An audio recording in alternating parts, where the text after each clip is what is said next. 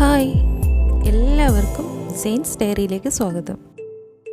വളരെ ടേസ്റ്റിയായ മട്ടൺ തല വരട്ടിയത് എങ്ങനെയാണ് ചെയ്യുന്നതെന്ന് നോക്കാം.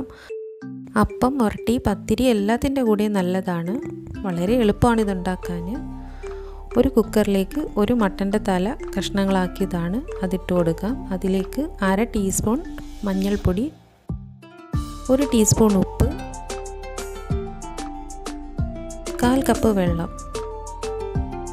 ഇതെല്ലാം കൂടി ചേർത്ത് ഒന്നങ്ങ് മിക്സ് ചെയ്ത് കൊടുക്കാം. ഉപ്പ് നന്നായിട്ട് തന്നെ മിക്സ് ആവണം. ഇനി നമുക്ക് അടച്ചു മൂടി വേവിച്ചെടുക്കാം.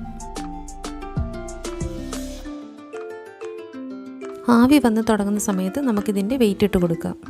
അതിനുശേഷം 4-5 വിസിൽ കേൾപ്പിക്കുക.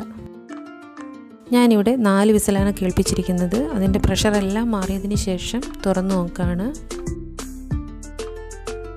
നമ്മുടെ മട്ടൻ തല ഇവിടെ നന്നായിട്ട് വെന്ത് കിട്ടിയിട്ടുണ്ട്. ഇനി ഇതിനെ നമുക്കൊരു സൈഡിലേക്ക് മാറ്റി വയ്ക്കാം.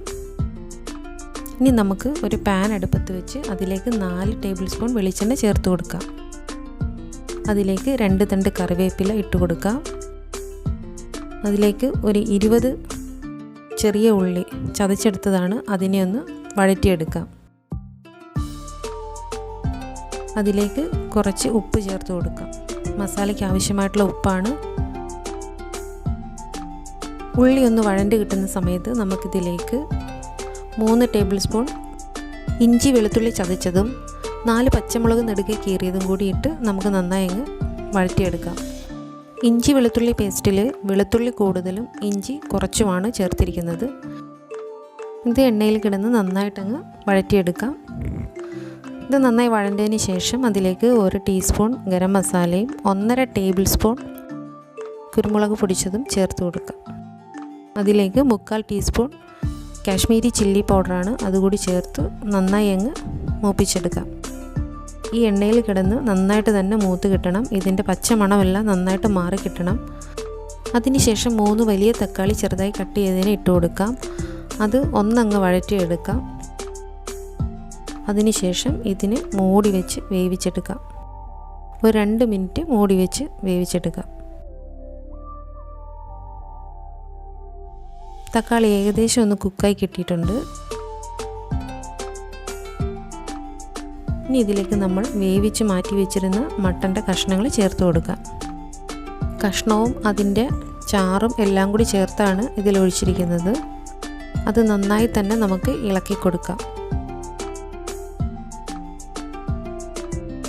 അരപ്പ് എല്ലാ ഭാഗത്തും എത്തത്തക്ക രീതിയിൽ നമുക്കിതിനെ അങ്ങ് മിക്സ് ചെയ്ത് കൊടുക്കണം.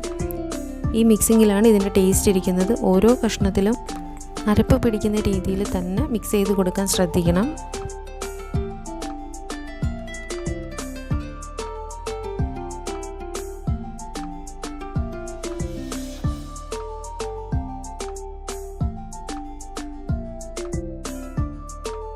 ഇനി ഇതിലേക്ക് 2 തണ്ട് കറിവേപ്പില കൂടി ചേർത്ത് കൊടുക്കാം.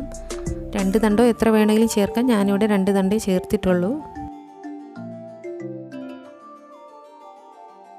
ഒന്നുകൂടി നന്നായി മിക്സ് ചെയ്തതിന് ശേഷം നമുക്കിതിനെ മീഡിയം ഫ്ലെയിമിൽ വേവിച്ചെടുക്കാം. ഇതിൻ്റെ വെള്ളം വറ്റുന്നത് വരെ നമുക്കിതിനെ വേവിച്ചെടുക്കാം. ഇടയ്ക്കൊന്ന് ഇളക്കി കൊടുക്കണം. ഇവിടെ ഇപ്പോൾ ഒരു 6 മിനിറ്റ് കഴിഞ്ഞിട്ടുണ്ട്. അതിനുശേഷം തുറന്ന് നോക്കിയപ്പോൾ ഇതിൻ്റെ വെള്ളമെല്ലാം ഏകദേശം ഒന്ന് വറ്റിയിട്ടുണ്ട്. ഇപ്പോൾ ഇത് പൂർണ്ണമായും വറ്റി. ഇനി നമുക്ക് ഫ്ലെയിം ഓഫ് ചെയ്യാം. ഇനി ഇതിനെ നമുക്ക് ചൂടോടുകൂടി തന്നെ ഒരു സെർവിങ് പ്ലേറ്റിലേക്ക് മാറ്റാവുന്നതാണ്. വരട്ടി, പത്തിരി, ചപ്പാത്തി, അപ്പം തുടങ്ങിയ എന്തിൻ്റെ കൂടെയും കഴിക്കാൻ പറ്റിയ നല്ലൊരു വിഭവമാണ്. എല്ലാവരും ഒന്ന് ട്രൈ ചെയ്ത് നോക്കണം. വളരെ ടേസ്റ്റിയാണ്. കുരുമുളകൊക്കെ ഇട്ട് വരട്ടിയതുകൊണ്ട് നമ്മുടെ കടയിൽ കിട്ടുന്നത് പോലെ തന്നെ വളരെ ടേസ്റ്റിയാണ്. മട്ടൻ തല ഇഷ്ടപ്പെടുന്നവരെല്ലാം ഇതുപോലെ ഒന്ന് വെച്ച് നോക്കുക. ഈ ഒരു റെസിപ്പി നിങ്ങൾക്ക് എല്ലാവർക്കും ഇഷ്ടമായി എന്ന് കരുതുന്നു. ഇഷ്ടമായ ലൈക്ക് ചെയ്യാനും ഷെയർ ചെയ്യാനും മറക്കരുത്. ഈ ചാനൽ ഇതുവരെ സബ്സ്ക്രൈബ് ചെയ്യാത്ത കൂട്ടുകാർ പ്ലീസ് ഒന്ന് സബ്സ്ക്രൈബ് ചെയ്യുക. മറ്റൊരു നല്ല റെസിപ്പിയുമായി നമുക്ക് വീണ്ടും കാണാം.